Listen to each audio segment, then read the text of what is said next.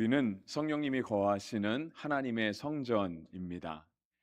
오늘 본문 3장 16절이 우리에게 그 말씀을 하고 있습니다. 많은 분들이 고린도전서 3장 16절을 암송하기도 하실 것이고, 저도 고린도전서를 설교하며 또 다른 설교를 하면서도 자주 인용했던 말씀이기도 합니다. 3장 16절이라고 하는 것에 그냥 라임을 좀 맞춰 본다라고 하면 우리가 잘 알고 있는 요한복음 3장 16절이 있습니다. 누구나 암송하기도 하고 자주 정말 중요하다 생각하는 말씀 중에 하나죠. 그래서 고린도전서 3장 16절도 요한복음 3장 16절 못지않게 굉장히 중요합니다. 그래서 제가 설교를 준비하면서 3장 16절에 무슨 또 중요한 말씀이 있나를 몇 가지 찾아봤습니다. 있기는 많이 있더라고요. 근데 우리 가운데 그래도 잘 알려진 게 디모데후서 3장 16절입니다. 모든 성경은 하나님의 감동으로 된 것으로, 그렇게 시작하는 말씀이 역시 3장 16절에 있더라고요. 그래서 오늘 설교는 3장 16절과 17절을 중심으로 하려고 합니다. 16절이 우리에게 말씀하시는 진리는 하나죠. 우리가 바로 하나님의 성전이다 하는 것입니다. 그러면 17절은 우리에게 무엇으로 말하고 있냐면, 누구든지 하나님의 성전을 더럽히면 하나님이 그 사람을 멸하시리라. 하나님의 성전은 거룩하니 너희도 그러하니라. 그러니까 우리가 3장 16절에서 우리가 하나님의 성전이라는 사실을 아멘으로 화답한다면, 하나님의 성전된 우리는 거룩해야 한다는 것까지 나아가는 것입니다. 그러니까 성전 자체가 거룩한 집이라는 뜻 아니겠습니까? 거룩의 전당. 그것이 바로 성전이라는 뜻이죠. 그래서 우리가 성전된 것과 우리의 거룩함은 결코 분리할 수 없는 겁니다. 예수님이 우리를 위해서 십자가에 달려 돌아가시고 또 사흘 만에 부활하셨습니다. 그로 인해서 우리에게 구원이 이루어졌죠. 그러니까 예수님께서 이루어 놓으신 구원은 예수님의 단번에 죽으심으로 완성이 되었습니다. 우리는 그 십자가를 통해서 깨끗하게 되어졌죠. 그런데 구원은 예수님께서 완벽하게 이루신 것이 맞는데, 우리가 십자가에서 거룩해지고 깨끗해졌다라고 할 때, 그러니까 성결해졌다라고 할 때, 과연 그러면 우리의 성결도 그 순간에 완성된 것이냐라고 하는 걸 생각해 보면, 실은 우리는 그렇지 못하다라고 하는 것을 발견하게 됩니다. 그러니까 하나님께서 이루어 놓으신, 예수 그리스도로 이루어 놓으신 구원은 너무 완벽한데, 거기에는 사람이 감히 무엇 하나 보태지 못할 만큼 하나님의 완벽하신 주권으로 구원이 이루어졌는데, 성결은 그렇지 못하다라고 하는 거예요. 그러니까 미완성이라고 하는 거죠. 그래서 계속해서 성결함을 추구해 가는 거예요. 더 정확한 용어로 한다면 성결함을 성취해 가는 겁니다.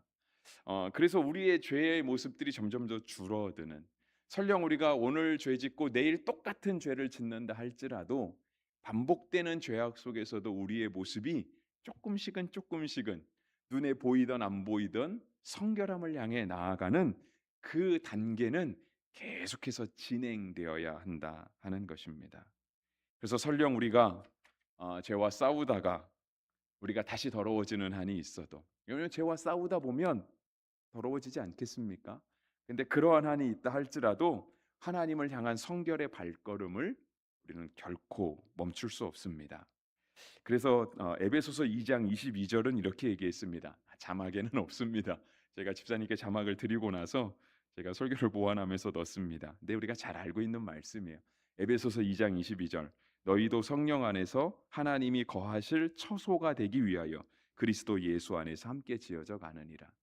계속해서 하나님께서 우리 가운데 거하시는 성전, 처소가 되기 위해서 우리가 지어져 가고 있다라고 하는 거예요. 성결을 향해서 계속해서 나아가고 있다라고 말씀하시는 거죠.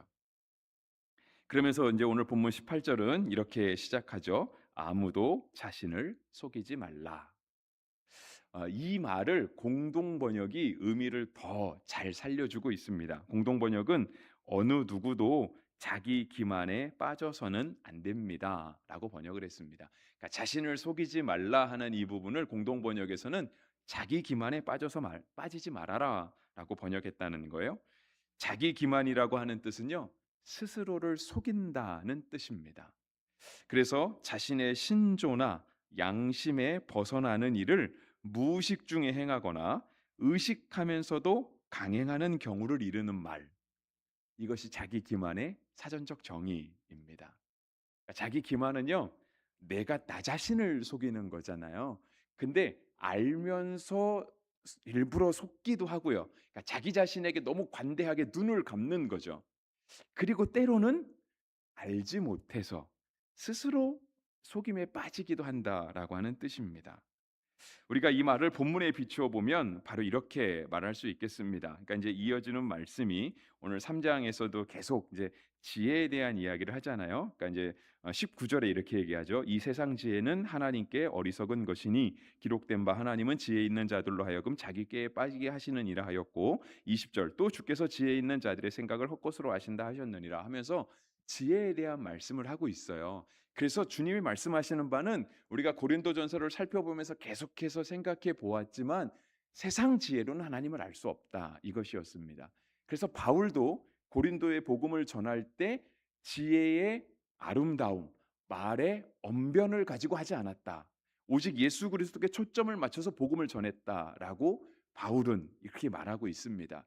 그래서 세상 지혜로는 하나님을 알 수 없다라는 거예요. 또 하나님은 세상 지혜를 헛것으로 여기신다.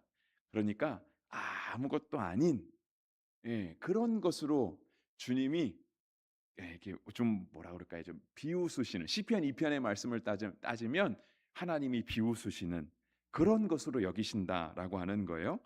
그런데 사람이 자꾸 자기 기만에 빠진다는 거예요. 아무도 자신을 속이지 말라. 너희는 자기 기만에 빠지지 말아라는 거예요. 무슨 뜻이냐면 우리가 분명 세상 지혜로 하나님을 알 수 없다라는 사실을 알고 있어요. 우리는 세상 지혜를 헛것으로 여기고 오직 예수 그리스도를 아는 지식을 가장 존귀하게 여기는 것으로 믿음으로 고백하며 그게 맞다. 자녀들도 그렇게 가르치고 나도 그렇게 살아가려고 노력하지만 한편으론 우리도 똑똑해지고 싶은 소위 말해서 세상이 인정해주는 저 사람 참 똑똑해. 저 사람 참 현명해. 저 사람의 판단이 늘 괜찮아. 그러니까 이것도 우리가 조심해야 돼요. 저 사람은 참 분별력이 있어. 분명 하나님께서 우리에게 분별의 영을 주세요. 저는 훌륭한 목사님들은 이 분별력이 참 좋다라고 생각을 해요. 물론 저도 그렇게 돼야겠지만 저는 이제 어디까지 제 개인적인 생각입니다. 개인적인 생각이에요. 이거를 뭐 어디 가서 뭐 이렇게 함께 동의하지 않으셔도 되고 전파하지 않으셔도 괜찮아요.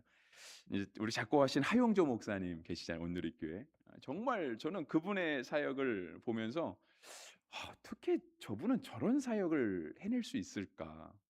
근데 아이디어만 좋은 게 아니라 이게 물론 많은 아이디어가 다 꼽히지는 못했겠죠. 중간에 이렇게 좌절하게 되고 잠깐 중단된 그런 사역들도 있었겠지만 참 사람을 적재적소에 잘 심으셔서 그 사역이 참 사역이 잘 되게끔 하시는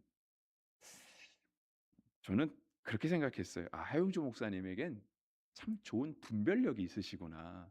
그러니까 교회에서 해야 될 것과 하지 말아야 될 것.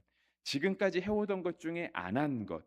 그래서 앞으로 해야 될 것. 그리고 거기에 누구를 어떻게 세워야 할지, 이 사역을 어디서 언제 해야 될지를 잘 분별하셨던 분이 아닌가라고 하는 생각을 해요. 그러니까 그러다 우리도 보니까 우리도 어떤 생각을 하냐면 나도 그런 사람이 되어야지라고 생각을 합니다. 저도 아까 얘기했잖아요. 저도 그렇게 하는 그런 사람이 되었으면 좋겠다고.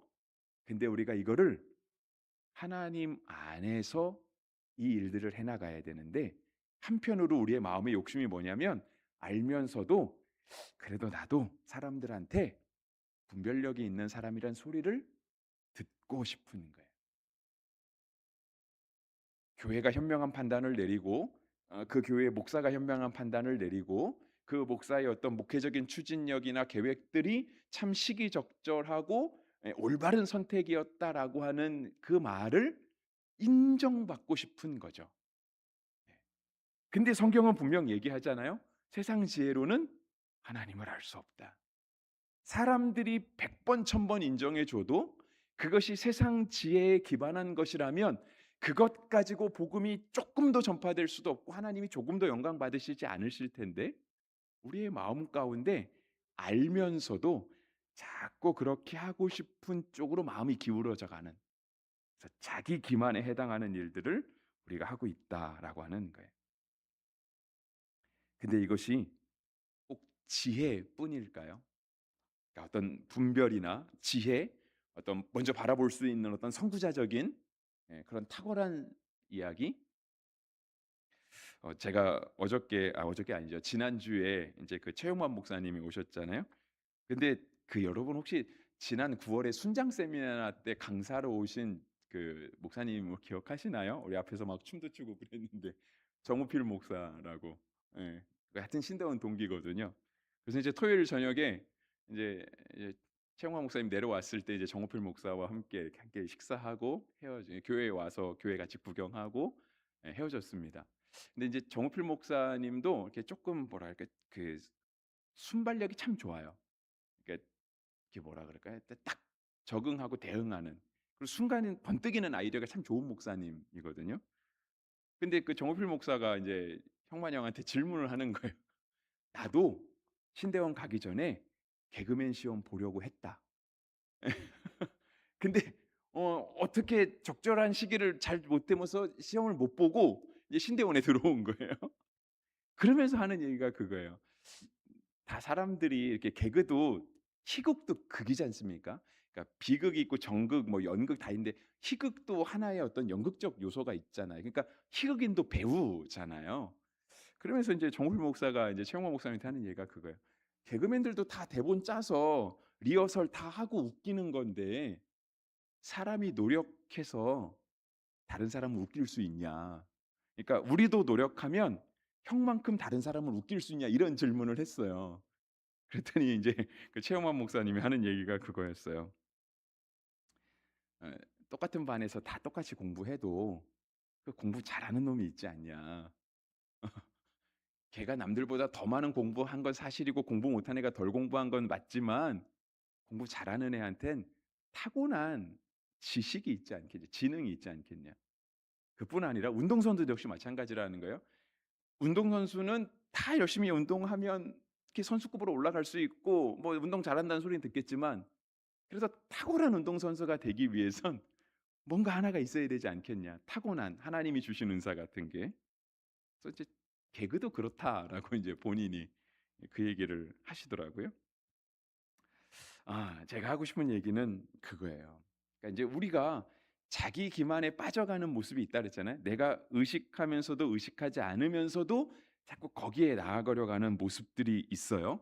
근데 그것이 꼭 지혜뿐이겠냐라고 하는 거예요. 어떤 분별력, 인정받는 것 그것뿐이겠냐라고 하는 거죠. 실제로는 우리의 삶에 대부분 많은 것들이 오늘 본문의 지혜로 표현되진 않았지만 거기에 해당하는 것들이 너무 많다라고 하는 거예요. 심지어 우리가 하나님 앞에 받은 은사적인 부분에서도 그런 것들이 해당될 수 있다라고 하는 거예요. 그래서 그냥 조금 더 구체적으로 적용하면 이런 겁니다. 여러분 우리가 지혜에 있어서 분명 세상 지혜를 따라가면 안 된다는 걸 아는데도 자꾸 세상 지혜로 인정받고 싶고 따라가고 싶은 그런 자기 기만이 있는 것처럼 여러분 예배는 안 그러겠습니까? 여러분 우리는 분명 하나님 앞에 예배드린다고 생각하잖아요. 그러면서 우리의 예배는 온전히 하나님께 집중되고 정말 이 예배가 하나님 중심으로 하나님 받으시도록 드린다고 하지만 실은 자기 기만적인 요소 가운데 내가 알면서 모르면서 하나님께 초점이 맞추어지지 않은 예배의 요소들, 우리의 심령의 상태들이 있지 않냐라고 하는 거예요. 그리고 그것에 대해서 너무 너그럽게 우리가 자기 자신을 용인해 주고 있지 않냐라고 하는 거예요. 근데 그거 역시 또 예배뿐이겠습니까? 여러분 좀 있으면 감사절이죠. 다다음 주 인제 감사절인데 감사에 대해서는 안 그렇습니까? 여러분 진짜 하나님께 감사해서 감사절입니까? 아니면 이렇게 좀 조건 따져 보니까 '그렇네. 이건 감사하네.' 물론 이렇게 조건적인 감사를 우리는 다 안 드린다 생각하고 있잖아요. 그죠? 내 반대 입장에 놓여 보면 돼요. 제가 그래서 감사절 설교에 그 하박국 말씀 오늘 아까도 찬양했죠. 무화과 나무 잎이 마르고. 진짜 우리가 무화과 나무 잎이 마른 상황에 놓여도 무화과 나무가 풍성할 때만큼 똑같이 감사할 수 있을까요? 그러면 자기 기만이 아니겠죠. 그죠? 근데 정말 우리가 그렇냐는 거예요. 감사의 부분에. 근데 역시 이것도 감사뿐이겠습니까? 아니죠. 우리의 삶의 모든 영역, 우리의 신앙의 모든 영역이 다 여기에 해당하는 거겠죠. 정직한 것도 그렇고 착한 것도 그렇고 다 마찬가지. 이것을 역시 우리 교회적으로도 확대해서 생각해 볼 수 있어요. 진짜 그러면 우리 교회는 어떨까요? 우리 교회는 자기 기만적인 요소가 없을까요? 그래서 제가 오늘 설교 준비하면서 설교 제목을 잘못 잡았나 하는 생각도 했어요. 설교 제목을 자기 기만으로 잡아야 되지 않나라고 하는 생각도 제가 해봤습니다. 여러분 정말 우리 교회는 남들이 볼 때 교회 같을까요? 아니면 우리가 볼 때 교회 같으면 정말 우리 교회는 하나님 보시기에 합당한 교회일까요? 우리가 너무 너그럽게 그래도 우리 정도면 괜찮아라고 하면서 용인하는 요소들이 우리 교회에는 숨어 있지 않을까요? 예를 들어서 그겁니다. 아까 우리 기도하실 때 집사님도 우리 새새벽 축제하고 그분들 잘 교회에 정착할 수 있도록 기도해 주셨는데 정말 그분들이 이번 주에 다시 오면 이번 주는 그냥 평상시 주일과 똑같잖아요. 여러분 그분들에게 먼저 식사 자리 양보할 수 있습니까? 여러분 그분들에게 먼저 다가가서 예배 두 번째 오셔서 잘 모르실 텐데 이 시간에는 이 같이 일어나는 겁니다. 자 찬송가 이렇게 여기 말하는 거예요. 펴 주고 똑같은 친절을 베푸실 수 있습니까? 예, 자기 기만적인 요소. 네, 자기 기만에 빠지는 사람들을 향해 19절 중간부터 성경은 이렇게 말씀하시죠. 19절 중간에 보시면 기록된 바 하나님은 지혜 있는 자들로 하여금 자기 꾀에 빠지게 하시느니라 하였고 또 주께서 지혜 있는 자들의 생각을 헛것으로 하신다 하셨느니라. 네, 자기 기만하는 자들은 어떻게 된다고요? 결국은 자기 꾀에 빠지게 될 것이다. 다른 말로 하면 그것을 통해 하나님이 영광 받지 않으실 것이다. 그것들을 통해 교회가 교회다워지지 않을 것이다. 주님이 하시는 말씀인 거죠. 오늘 본문은 이제 고린도전서 이제 3장에 기록되잖아요. 그래서 이제 제가 지난주에도 말씀드리고 1장부터 4장까지는 이제 고린도 교회에 있었던 어떤 분열의 문제를 다루고 있습니다. 그래서 이제 분열을 해결하는 것을 바울은 이제 십자가의 도를 내세운 거예요. 십자가의 도가 있는 자들에게 하나님의 능력이 되지만 멸망하는 자들에게 미련한 것이다라고 하는 그러한 얘기를 하죠. 우리가 이제 그 고린도 교회가 총 4개의 파로 나뉘어 있잖아요. 바울, 아볼로, 게바, 그리스도. 이제 그리스도는 예수님이니까 쉽게 언급하지 않는다 치고요. 예. 그래도 이렇게 4개의 파로 나뉘어 있을 때 그 고린도 사람들은 그러면 다 우리처럼 교회 안에 들어와서 함께 신앙생활하는 사람들이었어요. 근데 알아보면 누구는 바울파였고 누구는 아볼로파였고 누구는 게바파, 누구는 그리스도파였다라고 하는 거예요. 이 사람들은 그 자기의 파를 어떻게 정했을까요? 자기의 소속을. 아마 어떤 사람은 내가 적극적으로 나는 바울이 좋아. 나는 바울의 편에 설 거야. 나는 그래도 역시 베드로가 최고지. 게바 편에 서고. 아마 이렇게 적극적으로 자기 소속을 정한 사람도 있었겠지만 또 반대로 어떻게 하다 보니까 수동적으로 자기 편을 정한 사람도 있겠죠. 그죠? 뭐 친구 따라 강남도 가는데 그냥 생각 없이 그냥 어떻게 서 있다 보니까 마침 내가 선 자리가 아볼로의 줄에 서기도 하고 그리스도의 줄에 서기도 하고 그런 사람들도 있었겠죠. 그런데 생각해 보자는 거예요. 그들이 그렇게 줄을 서면서 그들이 교회를 분열시킨다라고 생각했을까요? 내가 오늘 바울의 줄에 서는 거가 곧 우리 교회를 분열시키는 거야라고 하는 분명한 인식 속에 그것을 알면서도 그 줄에 가서 섰겠는가라고 하는 거예요. 여러분 바울이 잘못된 건 아닙니다. 여러분 아볼로도 잘못되지 않았고요. 베드로도 잘못되지 않았어요. 이들은 다 진짜 신앙적인 면에 있어서는요. 정말 신앙의 거목 같은 사람들이었어요. 우리가 지난 수요일의 말씀에 따지면은요. 9절에 있는 것처럼 예, 하나님의 동역자들이었어요. 9절에 그랬잖아요. 우리는 하나님의 동역자들이요. 그래서 우리는 바울과 아볼로, 게바, 그리스도. 그리스도니까 예수님은 조금 애매하다는 제가 말씀드린 거예요. 예. 하나님 입장에서 보면 다 하나님의 동역자였던 거예요. 근데 그 뒤에 사람들이 가서 줄을 선 거죠. 근데 그들이 줄을 서면서 내가 교회를 꼭 4분 오해를 시키고 말겠어. 교회가 이래선 안 되지. 내가 새를 교합해서 교회를 제대로 된 모습으로 끌고 가야지. 나라도 그 생각 가운데 분열시키는 줄 알면서도 거기에 과연 섰겠느냐 하는 거예요. 자기 기만이죠. 자기 기만. 자기는 그것이 교회를 위한다라고 생각했을 거예요. 근데 분명 자기도 눈이 있는데 모르겠습니까? 자기도 눈이 있는데 내가 바울의 편에 서겠다라고 한다면 분명 바울의 편에 서지 않은 사람도 본인이 봤을 거잖아요. 어떤 사람은 아볼로 편에 선 사람도 봤을 거고 베드로 편에 선 사람도 보지 않았겠습니까? 근데 그거를 그냥 용인해 준 거예요. 의식 중에 또는 무의식 중에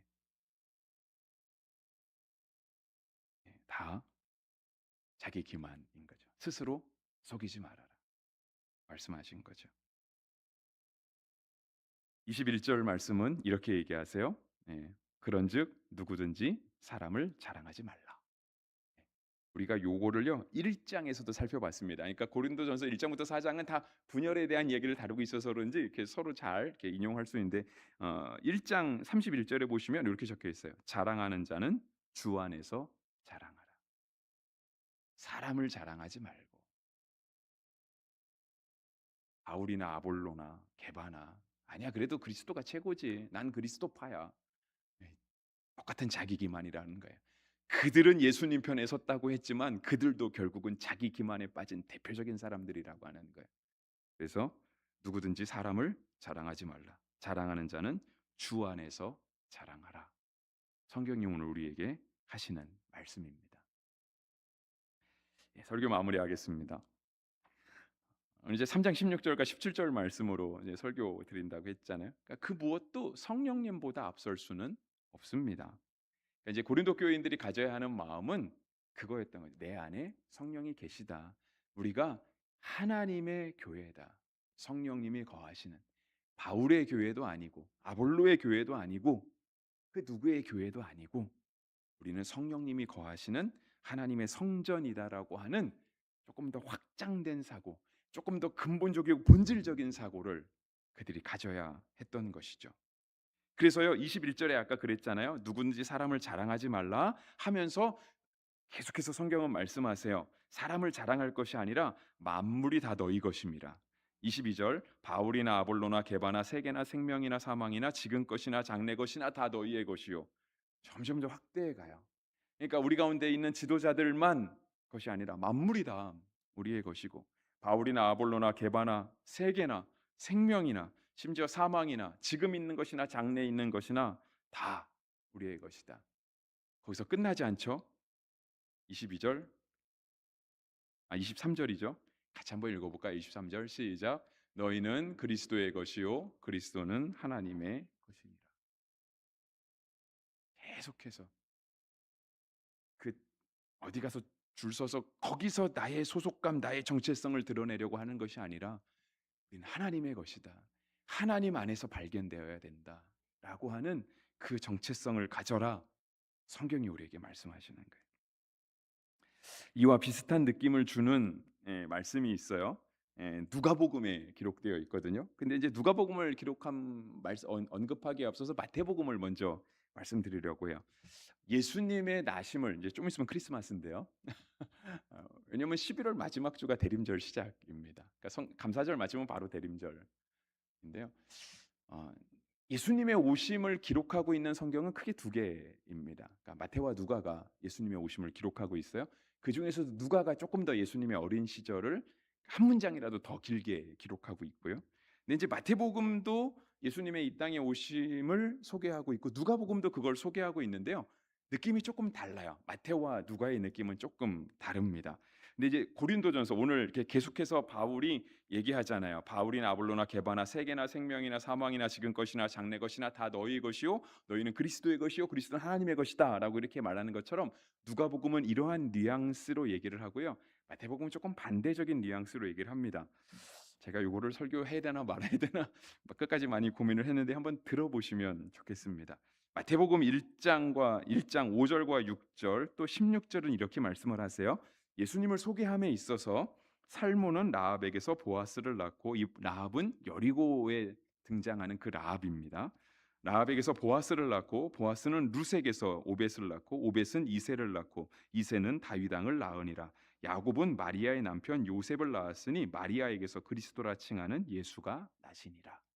예수님의 이 땅에 오심을 설명하고 있어요. 누가복음도 역시 설명하고 있습니다. 근데 누가복음은 느낌이 조금 다르다는 거예요. 이제 고린도전과 비슷하다는 거고요. 제가 누가복음 3장의 말씀을 읽어 드릴게요. 예수께서 가르치심을 시작하실 때에 30세쯤 되니라. 사람들이 아는 대로 요셉의 아들이니 요셉의 위는 헬리요 그 위는 맏다시요 그 위는 레위요 그 위는 멜기요 그 위는 얀나요 그 위는 요셉이요. 좀 넘어가서 그 위는 야곱이요 그 위는 이삭이요 그 위는 아브라함이요 그 위는 데라요 그 위는 나홀이요 그 위는 에노스요 그 위는 셋이요 그 위는 아담이요 그 위는 하나님이시니라. 똑같은 예수님에 대한 소개지만 느낌은 다르죠. 그죠? 누가복음은 마치 고린도전서처럼 점점 확대해서 오늘 우리의 정체성이 어디까지 가요? 하나님과 연결시키는 거예요. 물론 마태복음도 마찬가지입니다. 하늘에 계시던 원래 근본 본체이시던 하나님이 마리아와 요셉을 통해서 이 땅에 오셔서 하나님과 우리를 연결시키셨다라고 하는 그 주제는 같지만 누가복음은 이걸 거꾸로 올라가면서 오늘 이 땅을 살아가는 우리가 과연 누구인가? 우리의 가장 위에는 하나님이다. 우리는 하나님으로부터 시작된 사람들이다라고 이야기하고 있는. 우리는 세상에 속한 사람이 아니라 하나님께 속한 사람입니다. 우리 가운데 그래서 성령님이 계시는 거예요. 우리가 하나님 거니까. 그러니까 성령이 우리 가운데 계신 겁니다. 교회도 마찬가지죠. 교회도 하나님의 것이에요. 교회가 부흥하기를 바라잖아요. 교회에 많은 사람이 오기를 바라고 있습니다. 그런데 그 한 사람 한 사람이 이 교회에 모여서 교회의 화합과 일치를 이루며 서로 합력하여 선을 이루어가는 거예요. 누구의 선? 하나님의 선. 사람이 모여서 계획 잘 세워서 정말 사역 잘했다, 행사 잘했다가 아니라 그 일을 통해서 하나님이 일을 이루어지게 하는 것이 바로 하나님의 것 교회라고 하는 것입니다. 이렇게 놀랍도록 우리 가운데 살아계신 하나님, 우리가 그 하나님의 사람으로 살아가는 은혜가 있기를 바랍니다.